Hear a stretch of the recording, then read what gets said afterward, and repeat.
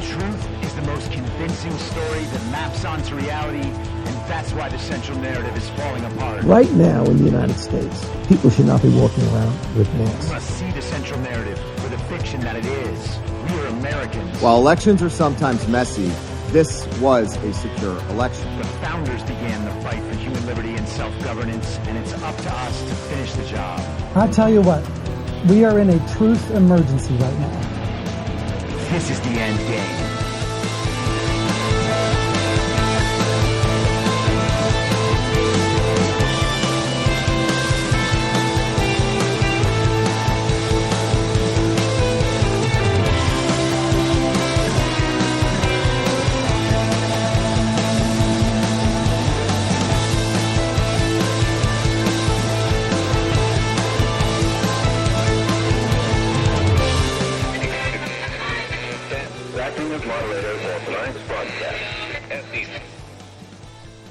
It's Wednesday, November 22nd, 2023, the 1036th day of dystopia. I'm your moderator, Chris Paul. Let's be reasonable. A warm welcome and hello to all of you listening to the podcast on the day of its release. The only way to do that is by becoming a paid subscriber at imyourmoderator.substack.com. You can do so for as little as $50 a year or $5 a month. And in doing so, you will be supporting me, the work I do, and this show as it expands. And if you can't, or you simply don't want to, continue listening for free a couple days later on a wide variety of podcast platforms. And of course, Rumble. All I ask is that you share it with your friends. You can find the links to the podcast, the writing, the social media, and the merch site by visiting linktree.com/I'm your moderator. Now, before we get started, and being that today is the 60-year anniversary of the still mysterious assassination of John F. Kennedy, I thought perhaps we might start with some audio of a JFK speech where he expresses the sort of ideas that might get a president assassinated. Ladies and gentlemen, the very word secrecy is repugnant in a free and open society. And we are, as a people, inherently and historically opposed to secret societies, to secret oaths, and to secret proceedings. We decided long ago that the dangers of excessive and unwarranted concealment of pertinent facts far outweighed the dangers which are cited to justify it.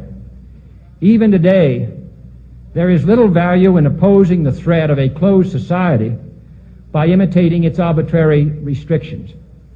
Even today, there is little value in ensuring the survival of our nation if our traditions do not survive with it. And there is very grave danger that an announced need for increased security will be seized upon by those anxious to expand its meaning to the very limits of official censorship and concealment. That I do not intend to permit to the extent that it's in my control. And no official of my administration, whether his rank is high or low, civilian or military, should interpret my words here tonight as an excuse to censor the news, to stifle dissent, to cover up our mistakes, or to withhold from the press and the public the facts they deserve to know. For we are opposed around the world by a monolithic and ruthless conspiracy that relies primarily on covert means for expanding its sphere of influence, on infiltration instead of invasion, on subversion instead of elections, on intimidation instead of free choice, on guerrillas by night instead of armies by day. It is a system which has conscripted vast human and material resources into the building of a tightly knit, highly efficient machine that combines military, diplomatic, intelligence, economic, scientific, and political operations. Its preparations are concealed, not published. Its mistakes are buried, not headlined. Its dissenters are silenced, not praised. No expenditure is questioned, no rumor is printed, no secret is revealed. No president should fear public scrutiny of his program, for from that scrutiny comes understanding, and from that understanding comes support or opposition, and both are necessary. I am not asking your newspapers to support an administration, but I am asking your help in the tremendous task of informing and alerting the American people. For I have complete confidence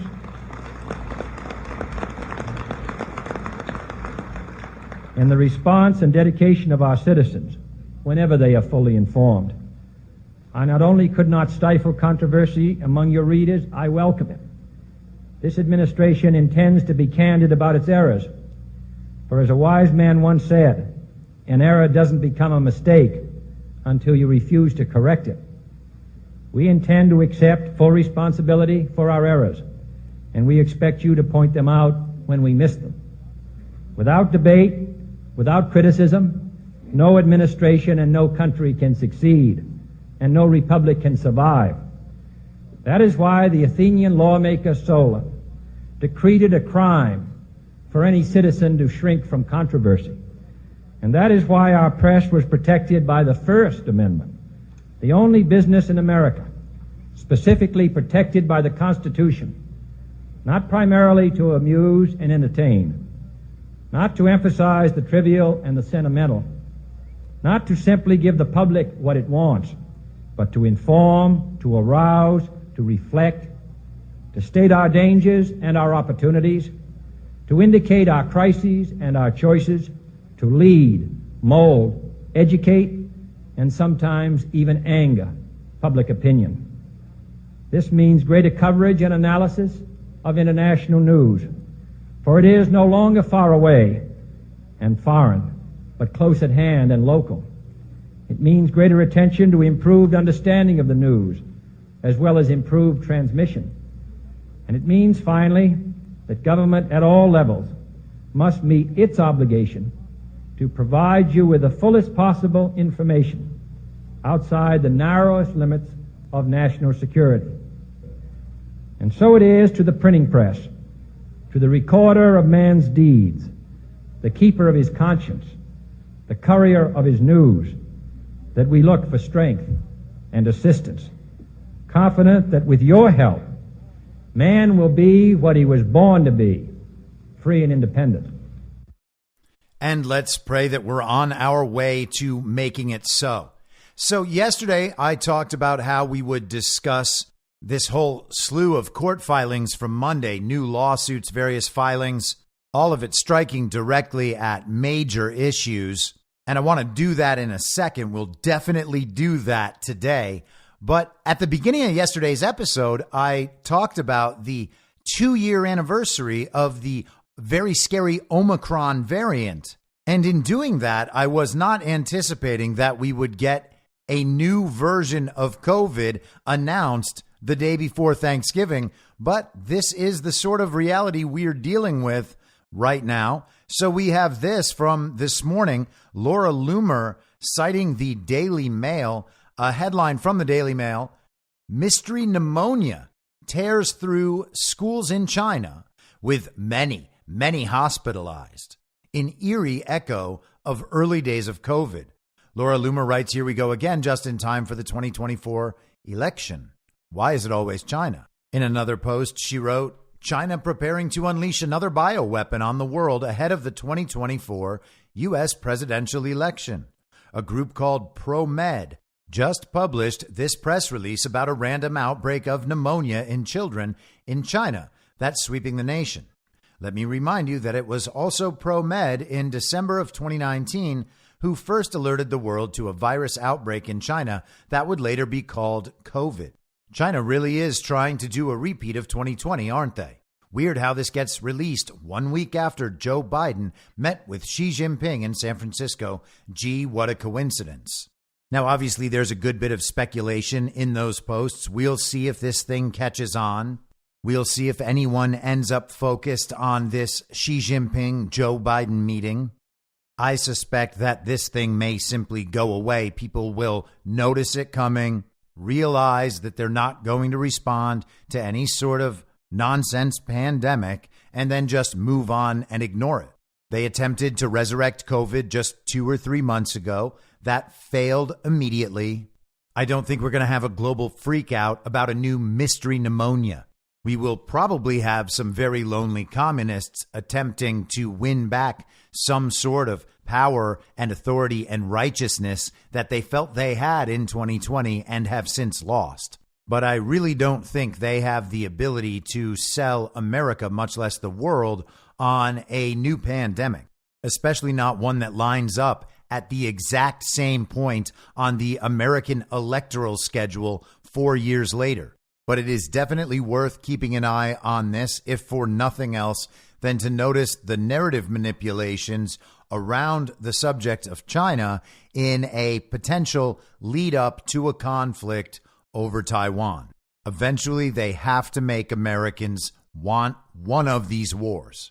The Ukraine thing was a spectacular failure. Whatever's going on in Israel right now seems to be potentially winding down, or at least being scaled back for a little bit. The BRICS coalition is all involved in pushing that peace process forward. Saudi Crown Prince Mohammed bin Salman is out there pushing the peace process forward. These are the major leaders of this multipolar world order, and they are pushing for peace in the Middle East right now. It's going to look a little bit ridiculous when a coalition of so-called dictators and thugs and autocrats are the ones pushing for peace, and the leaders of these so-called democratic nations are the ones all gunning for war.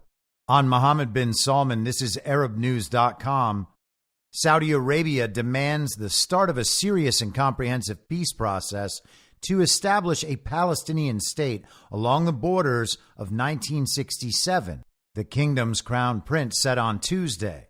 Addressing a virtual summit of the BRICS group, Crown Prince Mohammed bin Salman said there is no way to achieve security and stability in Palestine except through the implementation of international decisions related to a two-state solution.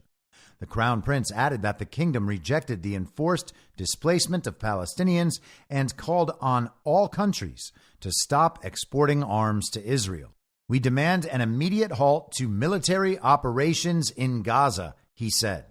South African President Cyril Ramaphosa said, the collective punishment of Palestinian civilians through the unlawful use of force by Israel is a war crime. The deliberate denial of medicine, fuel, food, and water to the residents of Gaza is tantamount to genocide. Now, I'm not here to parse these factual claims for you and whether or not these world leaders, who are much closer to the situation than we are describing the situation correctly and truthfully. But they sure don't seem to be saying the same things we're being told by the global state propaganda media.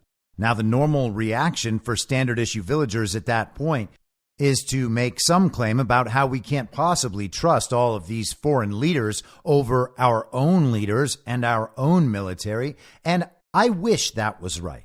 I wish that we were in a situation where we could trust the illegitimate president and all the members of his illegitimate administration and all of the media who inform us about what's going on in the world. The New York Timeses of the world, the Washington Posts of the world, all of the cable networks and the network TV news, and all of the very elite publications like The Atlantic. These organizations are all run by Americans, you might say. Oh, yes, they are so American. And because they're American and all of these leaders are foreigners from those bad countries, we should side with the media, who we know lies to us about absolutely everything else. I'm going to take a pass on that. My apologies. Regardless, unless you're like Ben Shapiro or something, you aren't actively promoting death and destruction for countless thousands or maybe even millions of strangers on the other side of the world. So if you're a normal person who cares about human life, then you should welcome the peace process while we figure out more about this situation, since we still haven't been told why the Israeli Defense Forces and Israeli intelligence didn't bother stopping the paragliding go-karts that flew over the most secure border in the history of the world. So let's get into some of these lawsuits, and let's start out with X Corporation, formerly Twitter, versus Media Matters for America and Eric Hananoki. This is the suit filed by Elon Musk on behalf of X, and we talked about it just a bit on Monday. And we talked about the man responsible for Media Matters, David Brock, the lover and boyfriend of Comet Ping Pong Pizza fame, James Alefantis. It's notable also that David Brock used to own a home in Rehoboth Beach, Delaware, which would have made him one of the fake President Joe Biden's neighbors. He actually had to sell that home in order to pay off a man who was blackmailing him. This was the headline from the Daily Mail in February of 2012. Media Matters founder accuses gay ex-lover of blackmailing him for $850,000 after breakup.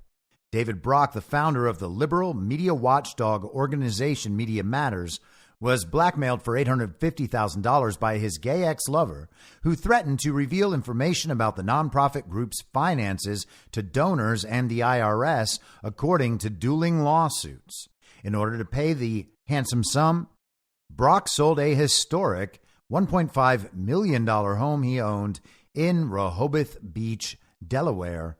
Now, I've never been blackmailed for $850,000 before, but I think that if I was blackmailed for $850,000 and I paid the $850,000 and sold a home in order to be able to pay the $850,000, there's a very, very good chance that the person blackmailing me has something worth blackmailing me over. You would think that this would have set off all sorts of alarms.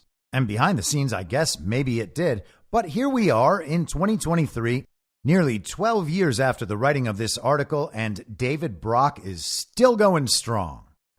Let's get to this lawsuit, and I figure it's probably worth going through the introduction to this complaint. The entire complaint is 15 pages long, and we don't have to go all the way through it, but we'll get the basic claims here.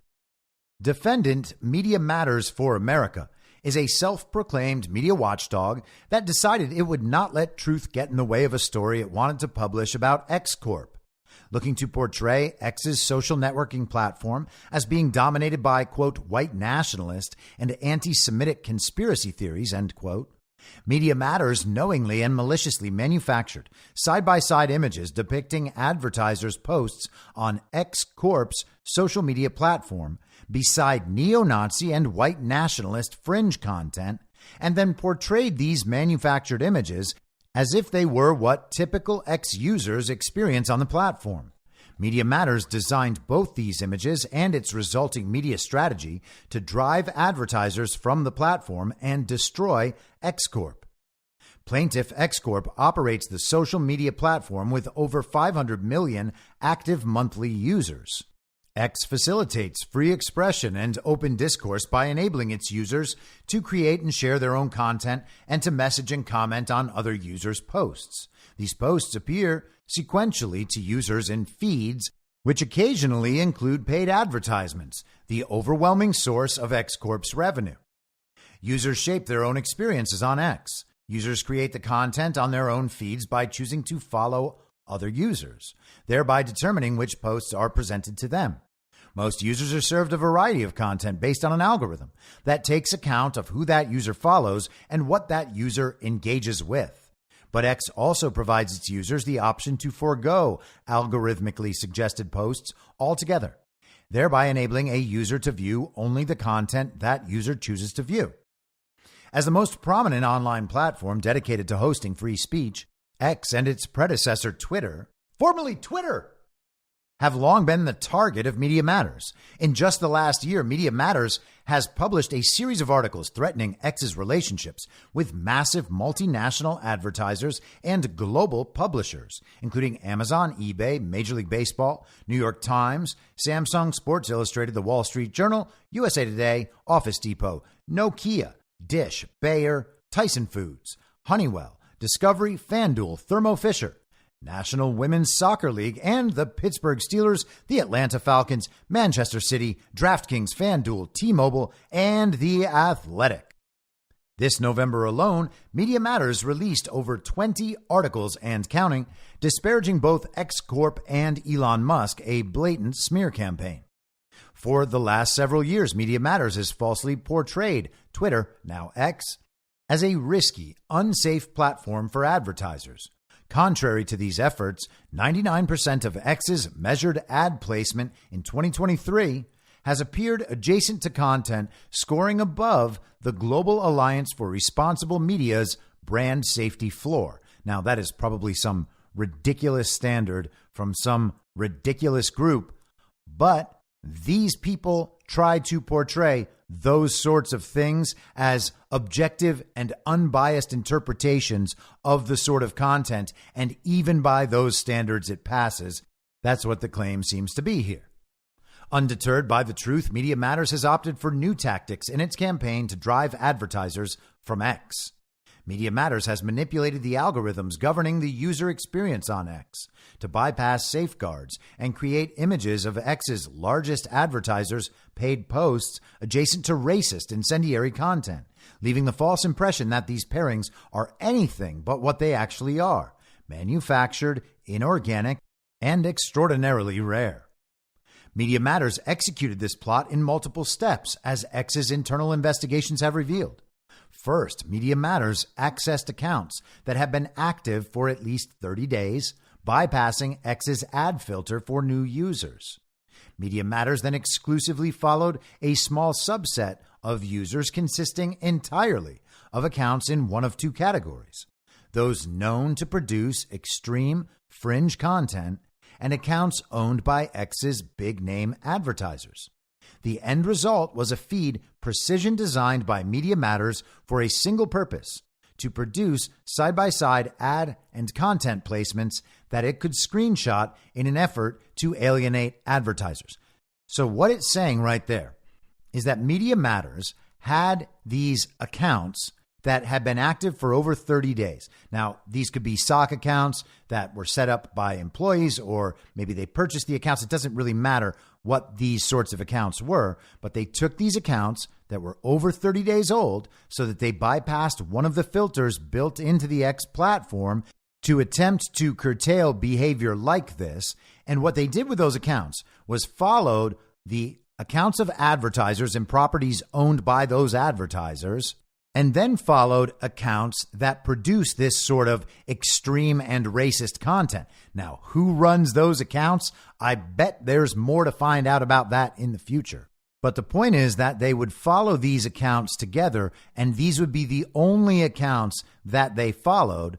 So by doing this, what they did was make it far more likely that those advertisers' ads would appear to this particular user, where the only other content this user followed was that extreme sort of racist content.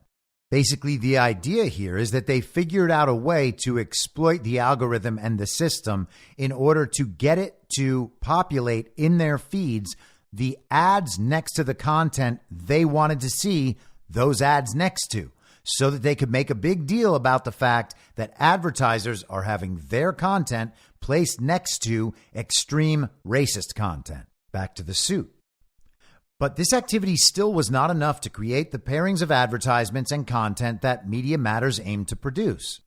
Media Matters, therefore, resorted to endlessly scrolling and refreshing its unrepresentative, hand-selected feed, generating between 13 and 15 times more advertisements per hour than viewed by the average X user, repeating this inauthentic activity until it finally received pages containing the result it wanted: controversial content next to X's largest advertisers' paid posts. Media Matters omitted mentioning any of this in a report published on November 16, 2023, that displayed instances Media Matters, quote-unquote, found on X of advertisers' paid posts featured next to neo-Nazi and white nationalist content. Nor did Media Matters otherwise provide any context regarding the forced, inauthentic nature and extraordinary rarity of these pairings. However, relying on the specious narrative propagated by Media Matters, the advertisers targeted took these pairings to be anything but rare and inorganic, with all but one of the companies featured in the Media Matters piece withdrawing all ads from X, including Apple, Comcast, NBC Universal, and IBM, some of X's largest advertisers. Indeed, in pulling all advertising from X in response to this intentionally deceptive report, IBM called the pairings an, quote, entirely unacceptable situation. Only Oracle did not withdraw its ads. And that in itself is, again, very interesting, the relationship between Larry Ellison and Donald Trump and Oracle's technology. Back to the suit. The truth bore no resemblance to Media Matters' narrative. In fact, IBM's, Comcast's, and Oracle's paid posts appeared alongside the fringe content cited by Media Matters for only one viewer out of more than 500 million on all of X. Media Matters. That's the account. Not a single authentic user of the X platform saw IBM's, Comcast's, or Oracle's ads next to that content, which Media Matters achieved only through its manipulation of X's algorithms as described above. And in Apple's case, only 2 out of more than 500 million active users saw its ad appear alongside the fringe content cited in the article, at least one of which was Media Matters. Media Matters could have produced a fair, accurate account of users' interactions with advertisements on X via basic reporting, following real users, documenting the actual organic production of content and advertisement pairings. Had it done so, however, it would not have produced the outcome Media Matters so desperately desired, which was to tarnish X's reputation by associating it with racist content. So instead, Media Matters chose to maliciously represent the X experience with the intention of harming X and its business. So then the lawsuit naturally goes through the list of factual claims, and let's jump down to the end, their prayer for relief. 1. Actual and consequential damages caused by defendants' misconduct, including but not limited to all general and special damages. A preliminary and permanent injunction ordering defendants to immediately delete, take down, or otherwise remove the article entitled, "As Musk Endorses Anti-Semitic Conspiracy Theory, X has been placing ads for Apple, Bravo, IBM, Oracle, and Xfinity next to pro-Nazi content from its web." From all websites and social media accounts owned, controlled, or operated directly or indirectly by defendants, that being, of course, Media Matters and Eric Hananoki. They also ask for attorney's fees and any other relief the court may deem just and proper. So Media Matters, that political hatchet operation run by an absolute scumbag who is good pals with the Podestas and the Clintons and an ally of the Bidens, he is trying to make it look like the X platform, formerly Twitter, is making its advertisers look bad by placing their content next to neo-Nazi, anti-Semitic, and other white nationalist content. And no, they're not referring to posts about Taylor Swift's relationship with Travis Kelce. It's not that kind of neo-Nazi content they're referring to. So you understand the basic claims from the suit, how Media Matters manipulated the platform, creating an otherwise nearly impossible scenario where major advertisers' advertising content would be placed next to quote-unquote extremist racist content. They did it to make advertisers leave the platform and pull their money out from X, formerly Twitter. And here's how that's being covered in the media. This is CNN from yesterday. Legal critics blast Elon Musk's lawsuit against Media Matters as quote, weak and, quote, bogus. So they found some legal critics to say mean things about Elon Musk's lawsuit. Some legal experts are panning Elon Musk's lawsuit, targeting the watchdog group Media Matters, saying the complaint filed Monday by X, the platform formerly known as Twitter, runs contrary to the First Amendment and could backfire wildly if it progresses at all. So Elon Musk's lawsuit is the real threat to the First Amendment, not Media Matters exploiting the algorithm to create an extraordinarily unlikely situation, a situation that occurred 50 out of 5.5 billion times, according to Elon's internal data, and not them using this exploitation of the platform to affect X's business and get them to censor the content Media Matters wants censored. The regime has lost the control and the ability to censor what they want censored. If information gets out and the understanding about certain issues reaches a critical mass, they are in deep, deep trouble. So they are trying to figure out how to get the censorship done through any means necessary now that they no longer have the ability to control the platform directly. So let's get some of the reaction that they highlight. The case appears to be a bogus attempt to chill criticism in a way that, quote, flatly contradicts basic First Amendment principles. Ted Boutros, a First Amendment attorney with years of experience dealing with the tech industry, told CNN.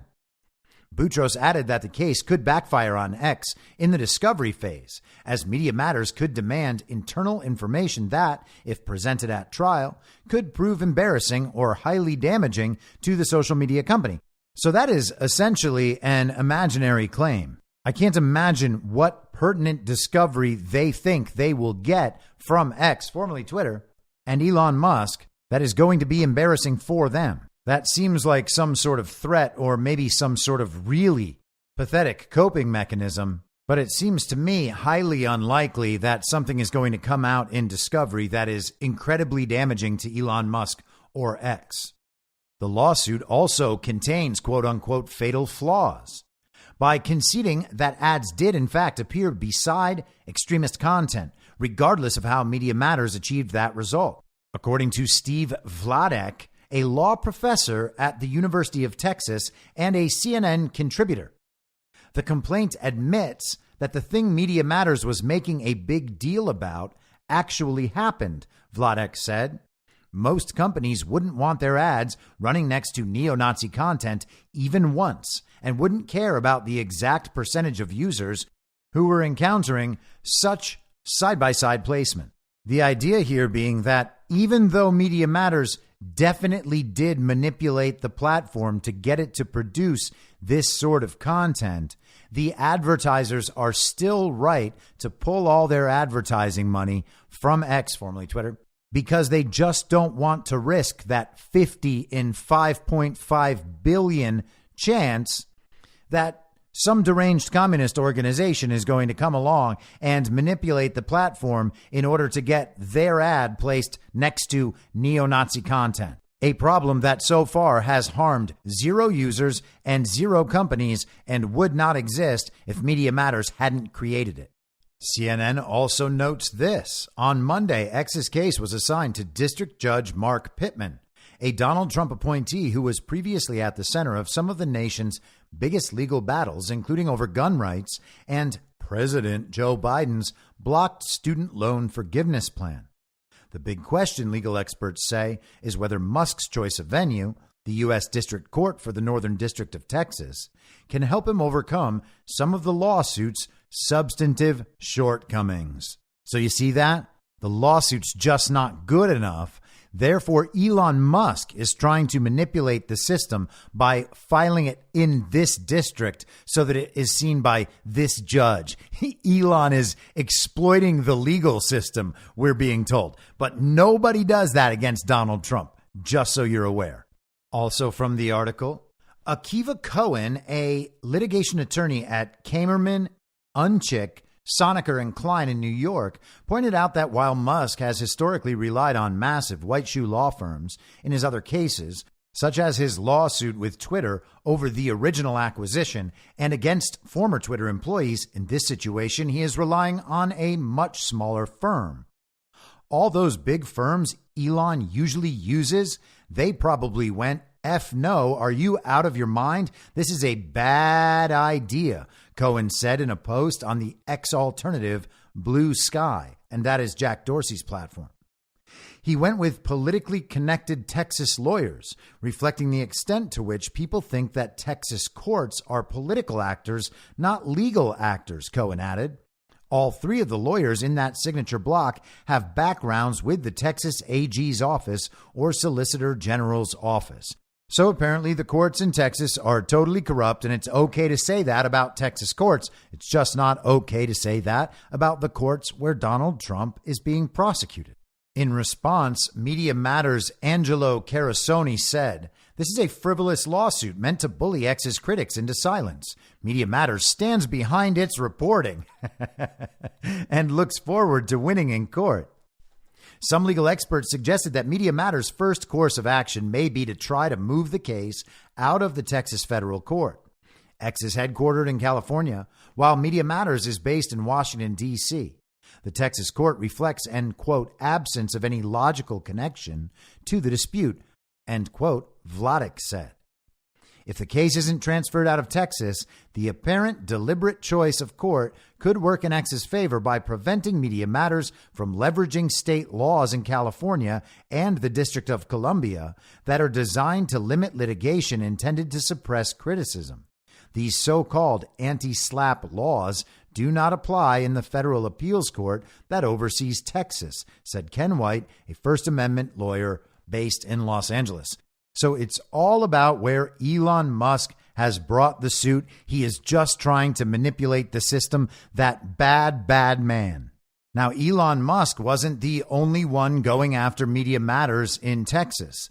Also on Monday, Elon Musk posted on X, formerly Twitter, "Fraud has both civil and criminal penalties."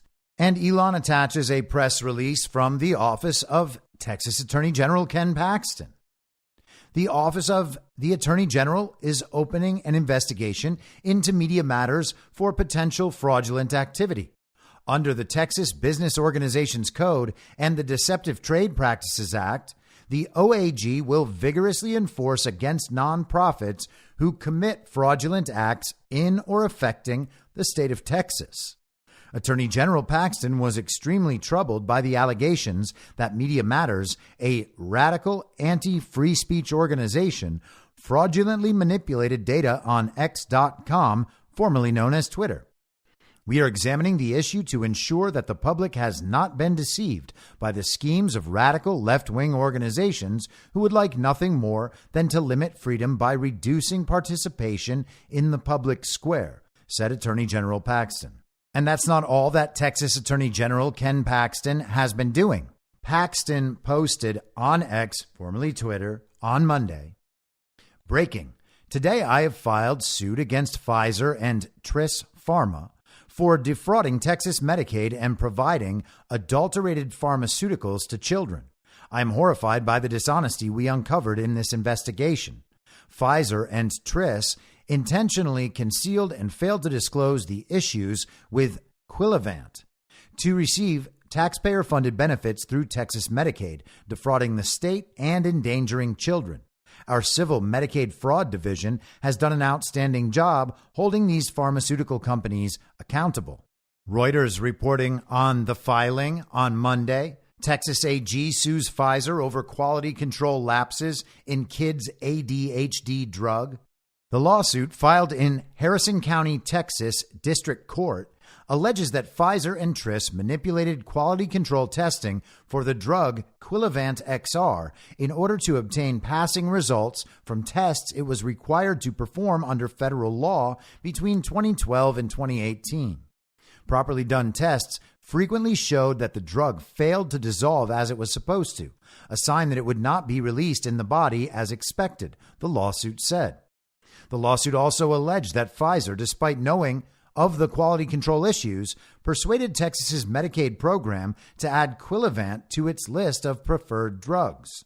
Paxton alleged that many Texas families complained that Quilivant failed to work. "I am horrified by the dishonesty we uncovered in this investigation," Paxton, a Republican, said in a statement. The lawsuit accuses the companies of defrauding the state's Medicaid program and seeks unspecified money damages from the company.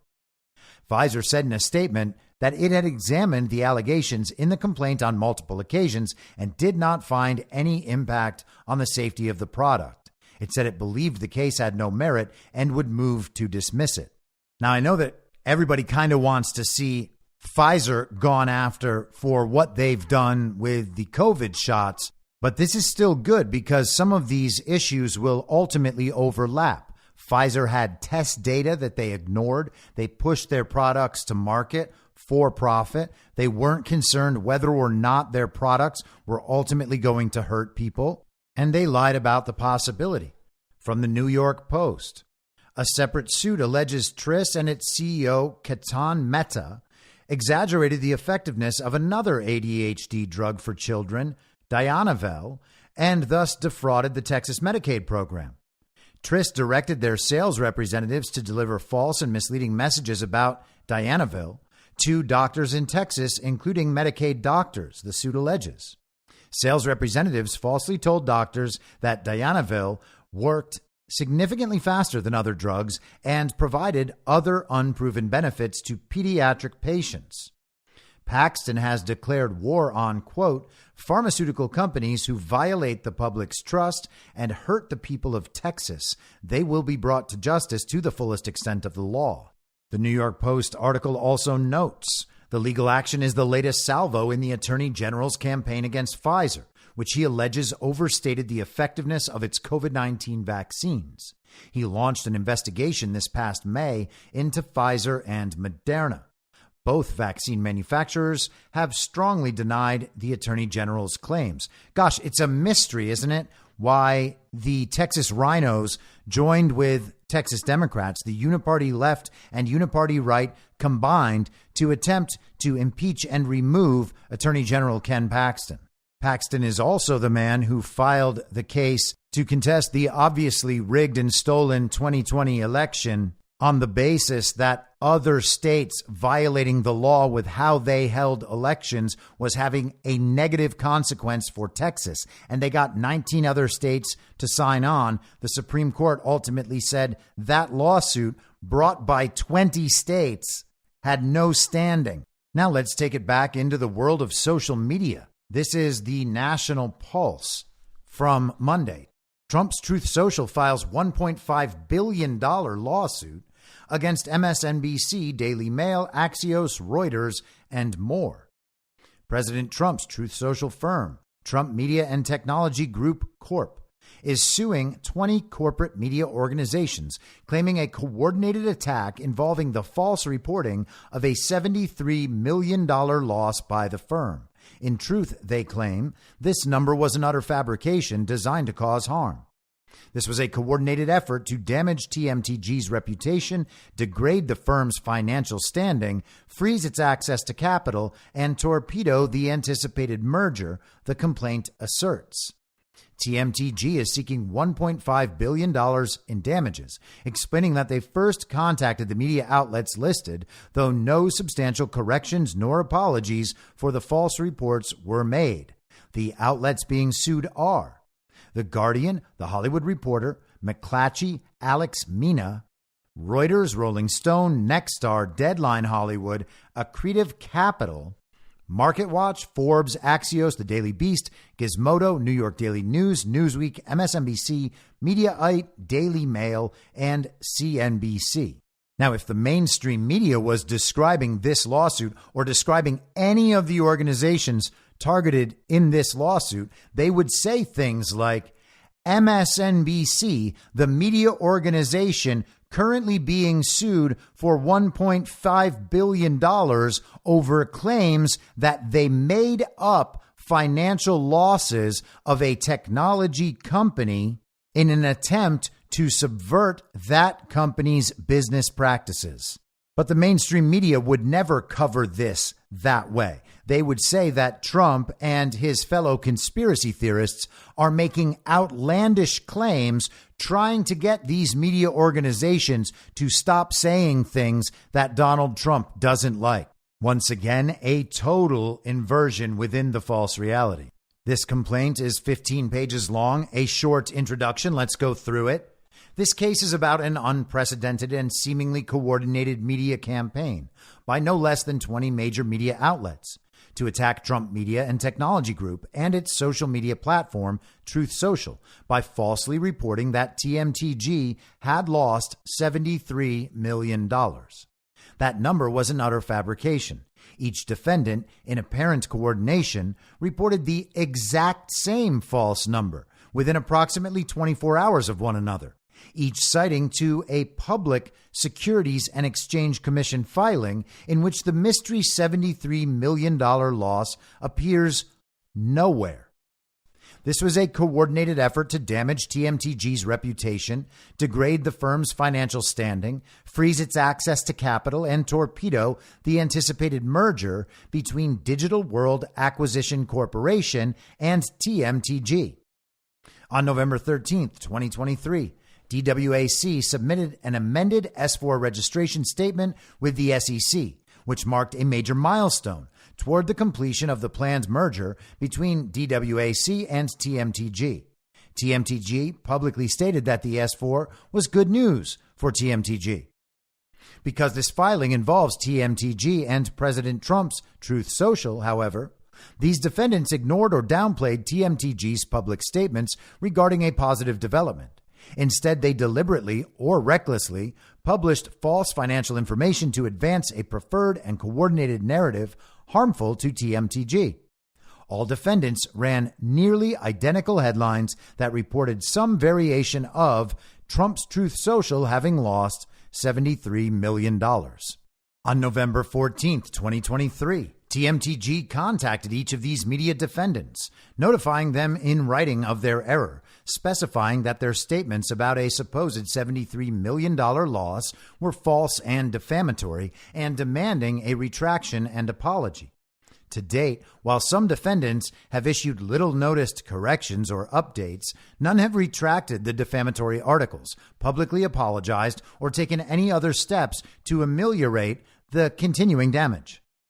Although TMTG will continue pursuing its mission and planned merger with DWAC, the widespread misreporting across the entire media landscape has nonetheless deeply harmed TMTG, eroding faith in the company's operations and management and making it more difficult for TMTG to raise additional capital to fund operations while its planned merger with DWAC is pending SEC review. Existing investors and potential investors alike were concerned by the false stories. TMTG intends to hold these reckless and malicious media outlets to account for their false reporting and for their seemingly coordinated effort to destroy TMTG and Truth Social. And you can find in a very simple internet search that all of these articles are still up there. An article covering the lawsuit in Newsweek says DWAC, a mergers and asset acquisition firm, has been planning to merge with Trump Media and Technology Group since October 2021, but the transaction has been beset with several missed deadlines. While the deal is thought to be a potentially lucrative one, DWAC expressed doubts in the SEC filing about TMTG having the, quote, sufficient funds to meet its liabilities as they fall due, end quote. In October 2023, DWAC said it was returning over $500 million to investors after the two companies missed a September 2022 deadline to execute the merger. A new deadline has been set for December 31st this year. The deal is hoped to give the Truth Social platform a strong financial position to remain competitive among a growing number of social media sites.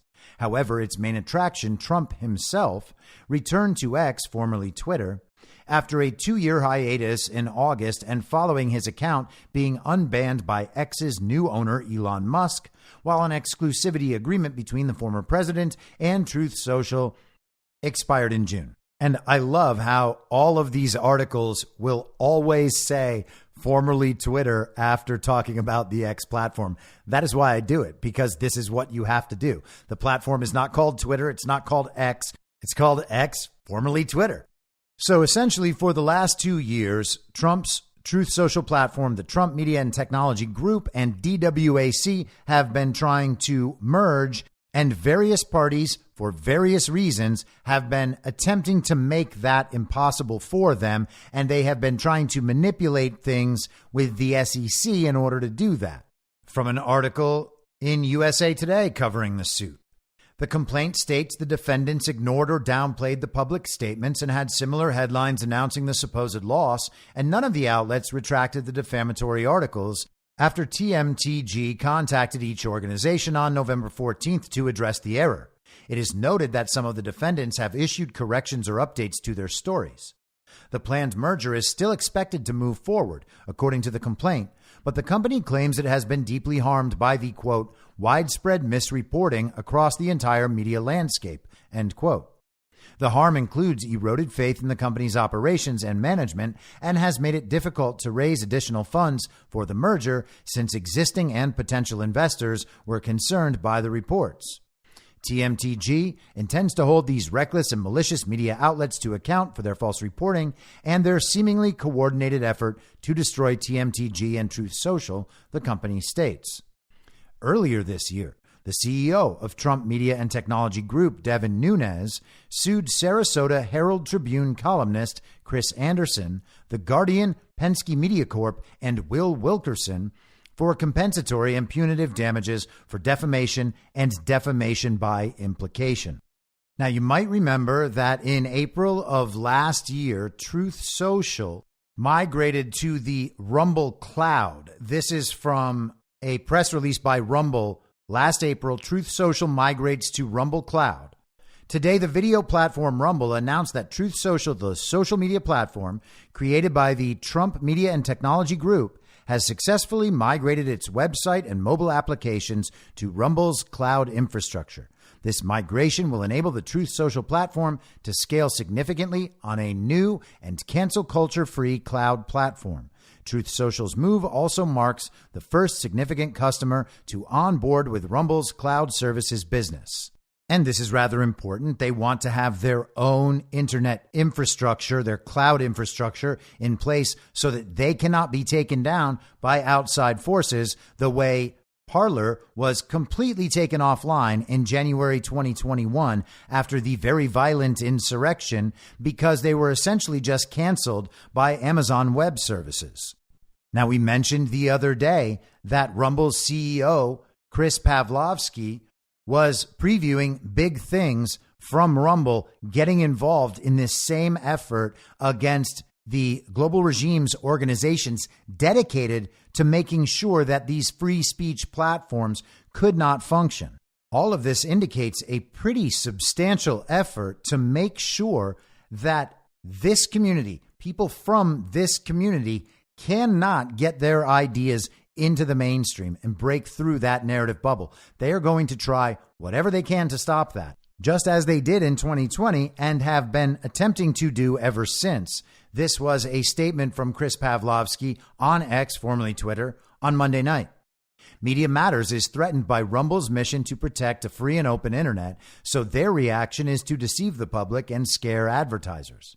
For example, on March 14th, Media Matters claimed that advertisements for Netflix, which were appearing on Rumble, have been placed on videos that violated our content policies. However, according to Google Analytics, the week before publication of that Media Matters article, there had been 0 page views of that video. This means that the Media Matters activist who took the screenshot was the first human being to actually view the Netflix ad on the video in question, though their story left the false impression that it was a widespread problem. The same is true for most of the videos cited by Media Matters, all of which were removed from Rumble as soon as we were made aware of them. It's clear that Media Matters intends to mislead and deceive about advertisements on Rumble in order to hamper free speech and harm law-abiding employers who only want to advertise their products and services. Media Matters doesn't do anything for free, so who is funding this outrageous targeting activity? Who is paying for them to target free speech, and why are they afraid of free expression online?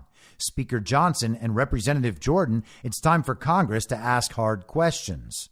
And to that post, Elon Musk responded, "They have a long track record of evil deeds. An investigation is badly needed." Rumble CEO Chris Pavlovski also posted yesterday on X, formerly Twitter, A little update on Rumble versus Google antitrust case that I forgot to share a few months ago. Discovery is in progress, and he shares a screenshot of a May 16th article with the headline, Google tells U.S. court Rumble's document request in antitrust suit is a broad fishing expedition. But nonetheless, the court granted at least part of the discovery request. So it'll be interesting to see how all that goes down. So you've got Trump's Truth Social, you've got Rumble, the video platform, the alternative to YouTube, and you've got X, formerly Twitter, with Elon doing all sorts of things, all of these companies activating at the same time, basically on the same day, to go after those regime organizations that are trying to make it impossible for these free speech platforms to do business. It is going to be very interesting to watch all of this develop. I wish you all a very happy Thanksgiving with some great food and great friends. I hope you get to see some family, be around your loved ones, watch some football, whatever it is you do. Enjoy the long weekend. I will be on Badlands Daily with CanCon on Friday morning, and I will be on Devolution Power Hour on Saturday night with John and Patrick. But besides that, I will see you on Monday at the same reasonable time on the same reasonable podcast network. I don't have a network. Masks and lockdowns don't work. They lied to you about a pandemic, and Joe Biden will never be president. In my mind, that's the end game. If you're listening to this episode for free, you can support me and support the show and the work I do by signing up for a paid subscription at imyourmoderator.substack.com. You can do so for as low as $50 a year or $5 a month. Comes out to under a quarter per episode, and you'll blast right through the paywall for all of the writing. The merch store is www.cancelcouture.com, and you can find everything else by heading to Linktree, linktree.com/imyourmoderator. And I'll see you soon out on the range.